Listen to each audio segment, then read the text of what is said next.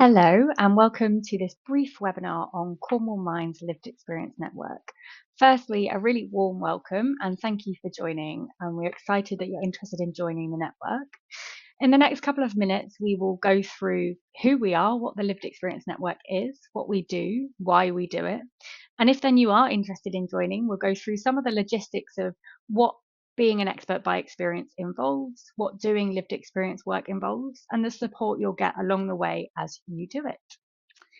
So firstly, who are we? So we are Rose and Joe. So I'm Rose, nice to meet you. And Joe is my colleague who works alongside me. We both have lived experience of using mental health services and have been employed by Cornwall Mind to work alongside the NHS to deliver lived experience. So that is the perspectives of experts by experience into different projects within Cornwall mental health services. And then down below, you see the experts by experience. So that would be ostensibly you. That is our network of people. So we have a network of people with lived experience of using Cornwall's mental health services. And we train them and support them so that they feel empowered to go into workshops and meetings across Cornwall Mind's mental health services and tell them how they can improve, work alongside them on projects to improve or create new services so that the services that support people with their mental health across Cornwall are created or co-created or have input from the people who use them. What are our aims? So first of all, empower. So we empower people to speak. We know that sharing your story can be fatiguing. We know that sharing your story comes at a cost to individuals. And we want to amplify and empower people with lived experience and train them to feel like they can talk and they can share their opinion, and also to ensure that they feel listened to. We also want to improve. So we want to improve the mental health services across Cornwall. Basically, that is our bread and butter. That's what we want to do. And the way we think we can achieve that is by getting people like you, people with lived experience of mental health concerns and problems, and trying to use the mental health services to talk to the people who provide the mental health services, so the NHS and sometimes other organisations like the council, about how they can make them better and how they should work. And then we want to make an impact. We want to really change things.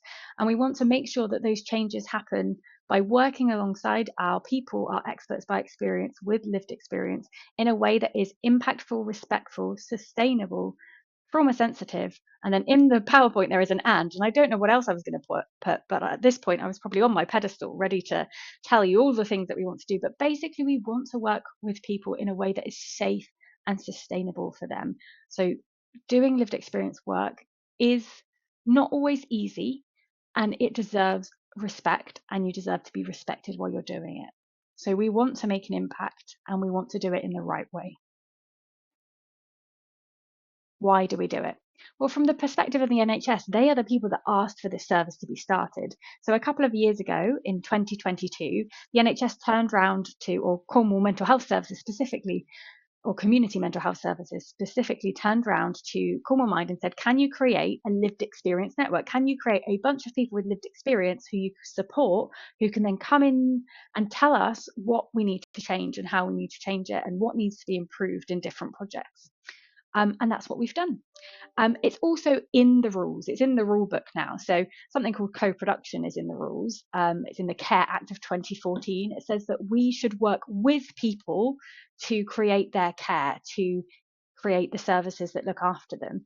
And so that's what we're doing. We are working or bringing together lived experience and the NHS to work together to create efficient, effective care and services for people who are struggling with their mental health. And why do we do it? Well, from your perspective, as someone who might be a future expert by experience, a future person with lived experience going into the NHS and telling them and sharing their story, here's a little quote. So it said, from using the expert by experience, kind of being an expert by experience, is feeling like I can be part of a much needed change to the system and make sure that in future people might not have the same experiences I did. So this comes from someone who had less than perfect experiences of NHS care for their mental health and wants to change it for other people in the future. It also may be that you have a specific area of interest, a passion, a want to help other people have positive experiences when seeking help for their mental health, or want to break down stigma and share your story. Maybe you just have a story to tell. Maybe you had really positive experiences and you want people to know how good care can be. Whatever it is that's brought you here, your why is personal to you. But we can also offer you some kind of incentives. And you should do this work because you want to do it. You're not obliged to do it in any way. But we do provide you with kind of a comprehensive training. So that'll be 3 days of, or 3 half days of training, two of which are centered around boundaries and one of which is about collaborative working. So we'll bring together the experts by experience we already have with the experts by experience that are new, and we'll learn about collaborative working, and we'll build our stories and share our whys and work on our boundary setting, and yeah, do some creative work around how we can do this work in a way that is collaborative but also engaging, and maybe even a little bit fun, although it's a serious topic. And on that, we have a sense of community. So we have, not only do we put experts by experience in meetings, but we also have collective meetings within our network. So meetings that just us go to, just the network go to talk about developing the network, what we want to do with the network, and just how things are going in general. So we've got that little sense of community, and often little friendships and support bubbles work inside of that. And then we offer remuneration. So remuneration basically means we are asking you for something. We're asking you for your expertise, to give your experience and share your story. And so you need something in return. Otherwise, you're going to empty your cup very, very quickly. And so we provide financial remuneration, so expenses and a payment for your time. And we also provide that support, that training, and that community space as a way of kind of giving back, hopefully making there some kind of equality in the exchange that we're doing.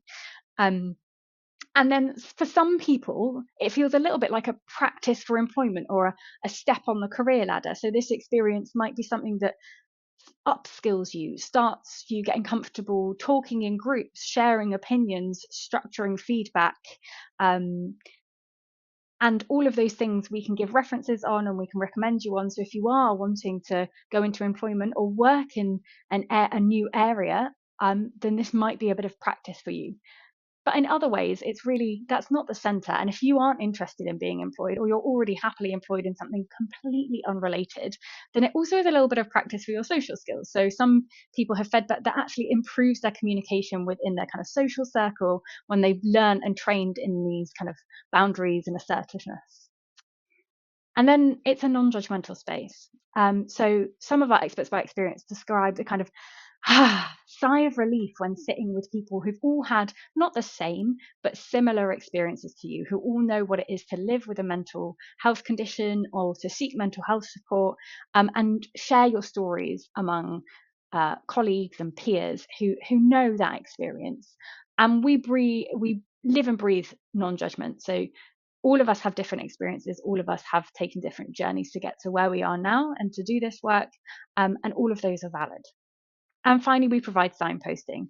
So we aren't a therapeutic service as such. So we don't have, me and Joe aren't qualified counsellors, but we can signpost you to services that can provide support. And when you are trained as an expert by experience and you're doing the workshops, you will be entitled, or can go and take counselling sessions with our kind of outsourced counsellor. So someone that you can go to speak to about any issues that come up from the work that you're doing. So there is that support there for you. So that's why you might want to do it. What are you actually signing up for? Well, hopefully you've got a little of a gist of it already, but basically to attend workshops, consultations, or co-production. And that means going in and sitting in meeting rooms with people from the NHS, from specific services, and giving your opinion on some of their plans, or working together to create ideas of what services might be needed next or might be best next. And then also maybe doing surveys and giving your opinions that way. If you look down the side, here you go, here's a better view of it. You've got bottom purple on these little bubbles. is coercing and top is co-production. It goes from purple to orange.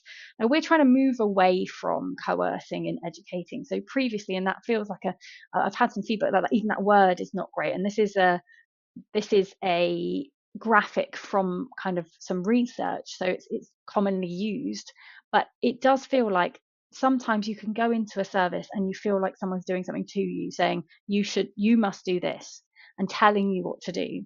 And we want to move towards doing for, and at best doing with.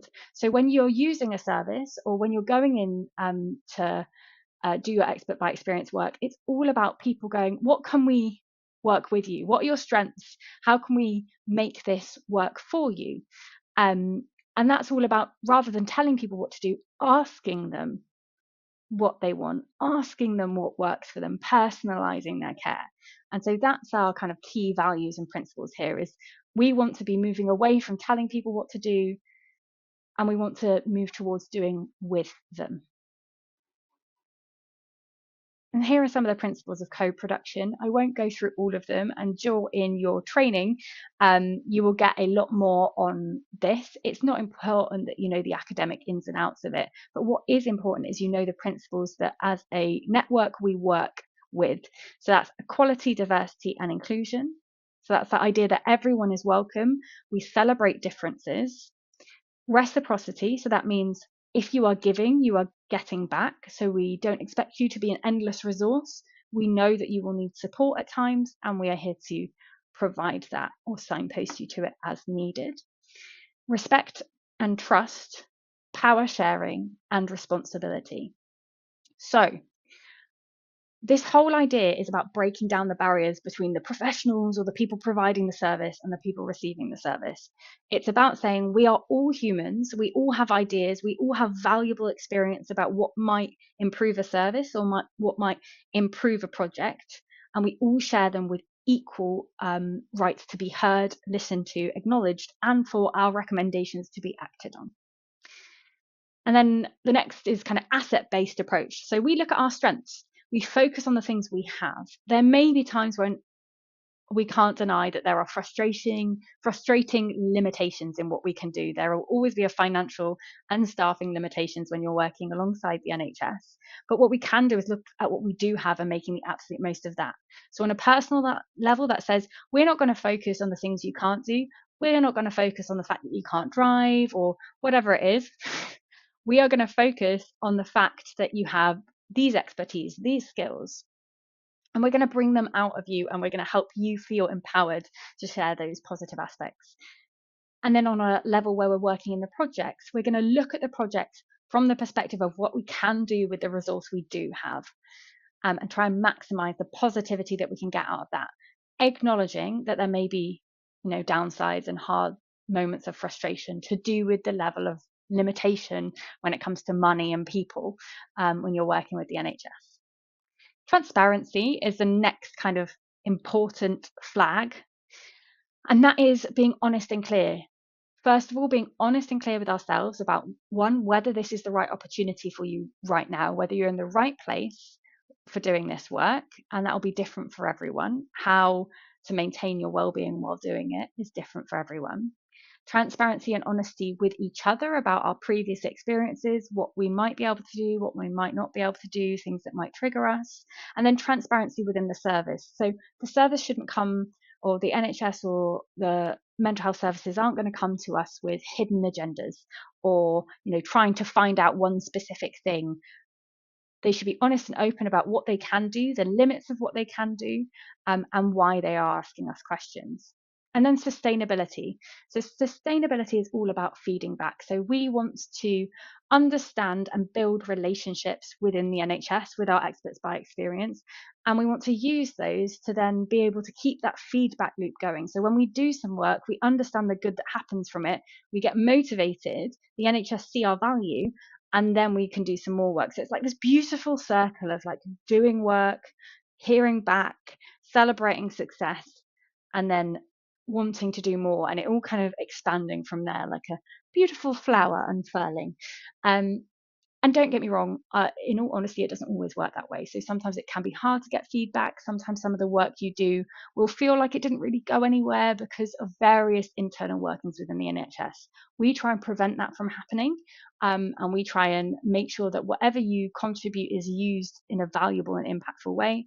But to ensure sustainability, that is what we need. We need to keep feeling like we're fueling our own fire, and being inspired by what we're doing. And here you can pause here and have a little look at another kind of form for those of you that are visual rather than text. I get intimidated by a lot of text. So if you're visual, here is another kind of form of what co-production is, what the premises are, what's important. And basically it says that actually top-down models, so models where someone's in charge and telling everyone else what to do, don't really work in complicated systems like the NHS. And what you need is everyone working together. We know that co-production or working with people with lived experience improves outcomes for services and improves trust in services. And it also shifts the culture. Basically, insights from experts by experience are essential in creating efficient and effective services that care for people and are person-centered. So those are the premises of kind of what we do. We go out into the NHS and provide lived experience insights. Now, how do we do it? So first of all, when you join the Lived Experience Network, you'll go through a period of training. As I said, that training will be across 3 half days. And once you've done that training, you will be part of the Lived Experience Network. Before that, there will be multiple trainings happening across the year. But it may be that we contact you with little surveys and things like that so you can get involved with the non-in-person bits of being a lived experience, a person with lived experience. But it takes the training and then you are a part of the network. So once you've completed your training, you can start to attend our regular meetings. So our regular meetings, we will have 2. The monthly meetings are something that happen every month that are just a catch up over Teams, chat away, talk about what's happening in the network, how we're doing, opportunities that might be coming up, feeding back from previous opportunities, and just also an opportunity to kind of have a little natter. And then there's a consultation community, which is an in-person meeting once every 2 or 3 months where we sit down in a room. We do a little bit of education, a little bit of skills work around lived experience work and boundary setting and refreshing a little bit of whatever you've learned on your training and learning new things. And then the NHS can join us on that. So it may be that staff from the NHS come along as well and are also learning alongside you, which is a really nice kind of feeling. So that is going to be a new initiative, so very exciting. So those consultation communities in person will happen once every few months. Lovely. And then once you have got comfortable with the regular meetings, it's time to remind you about support, boundaries, and signposting. And that basically means check in with yourself. So make sure you've got the support you need. We'll provide you with kind of a well-being guide so that you can check in each time that you sign up for a workshop. And also understand your boundaries. So you will have started to create your story around what you want to share, what you don't want to share, what's personal, what's private, what's public. And so you'll refresh yourself on those boundaries. And you'll also know that we're here to signpost you. So as I said, we're not a therapeutic service. So we haven't got any services inside the lived experience network that kind of support you therapeutically. But what we can do is link you in with peer support or counselling, or different advice depending on what you need. So we can signpost you to those if you're needing further support before you start your work or during working as an expert by experience. So then once you've checked in with yourself and you're comfortable, you've come to a few meetings, you're feeling like you're ready to work alongside the NHS, then we'll start offering you external workshops. You do not have to go to any external workshops. There is no minimum time requirement. We won't be counting your hours. So it's whatever workshops work within the time and dates that you have available. What is important though is that you kind of do have some time in the month you think you could allocate to workshops. So maybe a few hours that you think, oh, actually, if a workshop popped up on a Friday at 2 p.m., that would work for me. So just check in that you have some free time available to you. I know we all live very, very busy lives. And so we'll send out opportunity adverts about the different workshops and meetings and sessions that are coming up. That will be an opportunity to read a little bit about that and understand what this advert is about and whether you want to do that opportunity and whether you're available on that date. If you are available at that date and time and you want to do this workshop, then you can apply just by emailing back to us and saying, yes, I want to do that workshop. And we'll put you on the list of pending people to be involved. Not everyone can be involved in every workshop, so we'll let you know if you have successfully booked on. We kind of keep it really equal, so we count up the number of workshops different people have attended, we look at the experience and its relevance to the workshop, and then we calculate who's best to attend it from there. But we try and aim to make sure that everyone who wants to do workshops is getting workshops. So if you've done lots of workshops recently, it may be that you don't get the next workshop because someone who hasn't done as many would like to do that one. Hopefully that makes sense. So once we've booked you in for the workshop, then you turn up on the day. We'll send you reminder emails and we'll give you any assistance you need. If you need certain accessibility requirements, please let us know. We can provide you, we have a budget to provide you with accessibility. So let us know if you need support there. And then you turn up on the day. One of us will be there to support you always. Or at least a representative or a buddy. So someone will be there to support you. You won't be there on your own, just turning up to a random meeting room. You'll see a recognizable face there. And after you've done the workshop and you've contributed, then we'll have a debrief. So we will chat to you about what went well, what didn't feel well, check in with your well-being and how you're doing, and make a plan for making sure you get some space and time to process. And also, if there was anything that didn't feel right in that workshop, we will feed that back to the people delivering the workshop. So hopefully improving each workshop as we go. And then once you've done that, it's time to submit your timesheet. So when you go home, you can enter your hours and expenses, so the costs of travel and the payment for the number of hours you've done, into the timesheet and send it to us, and then we will process it for you. And it's as easy as that. So once you're all trained up and have done your 3 half-day trainings, you start applying to opportunity adverts and you will get allocated them. And then finally, almost finally, so when you are doing external workshops, something to highlight again is that remuneration that I've talked about. So the payments will come from you submitting your timesheet after the workshop, and they will be around £20 to £25 per hour plus your expenses. Counselling is available, not through us directly, but we can refer you onto a counselling service that we work alongside. And so they'll be able to provide you with 1 or 2 sessions if you're feeling that something specific to a workshop or the work you've been doing has brought something up that you just need to talk through. If you need any more intensive support than that, we can signpost you to either NHS services or other support services. Lovely. And then finally, financial advice. So for some people, especially if you're on benefits, receiving payment can be a little confusing or a little stressful, actually, unfortunately, as we found. And we've tried to make that as easy as possible, but the benefit system is it's more complicated than I can understand, to be honest. So you can receive the payments, however, they will be eligible for tax in some situations. So that's up to you or on you to declare.